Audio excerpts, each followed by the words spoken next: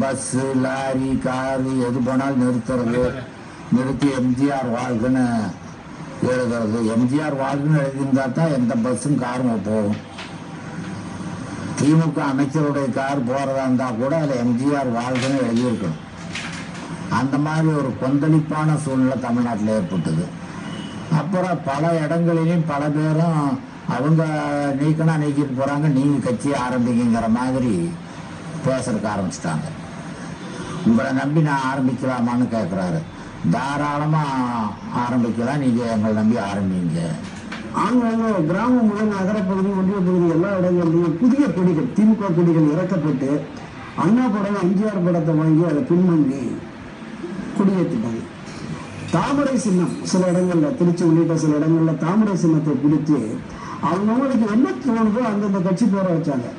எம்ஜிஆர் அண்ணா கழகம், அண்ணா எம்ஜிஆர் முன்னேற்ற கழகம், அந்த மாதிரி. அதுவே 1972 அக்டோபர் 10 இன்றைய திண்டுக்கல் மாவட்டம் வத்தலக்குன்றில் மக்கள் கழக எம்ஜிஆர் மன்றத்தின் சார்பாக நாங்கள் இரவா அண்ணா எம்ஜிஆர் படத்தை விட்டு கொடியேற்றணும். 72 அக்டோபர் 17 கட்சி தொடங்கி விட்டார். கட்சியினுடைய தொடக்க விழா கூட்டத்திலே பேசுகிறார்கள்.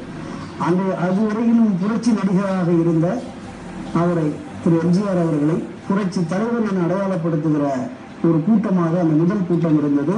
17ஆம் தேதி அதிமுக என்கிற பெயர் அறிவிக்கப்பட்ட உடனே தமிழகத்தினுடைய மூலை முடுக்கு பட்டி தொட்டி எங்குமே அதிமுக என்கிற பெயர் பலகைகள், பேனரு எல்லாம் வர ஆரம்பிச்சு.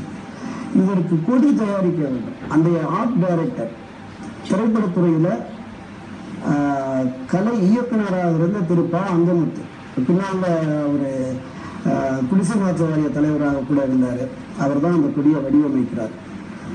அண்ணா தொடங்கிய அந்த கருப்பு சிவப்பு மாறக்கூடாது, அதில் அண்ணாவும் இடம்பெற வேண்டும் அப்படின்னு சொல்லிதான் பல சஜஷன் சொல்லி அந்த அண்ணா ஆணையிடுகிறார் அப்படிங்கிற அந்த அடையாளம் சொல்லி இது நடந்தது 1972ஆம் ஆண்டு அக்டோபர் மாதம் 17ஆம் தேதி.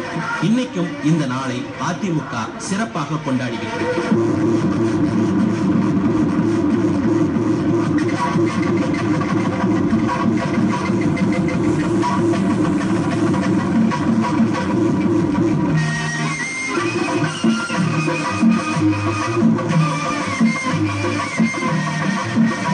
அதிமுக சந்தித்த முதல் தேர்தல்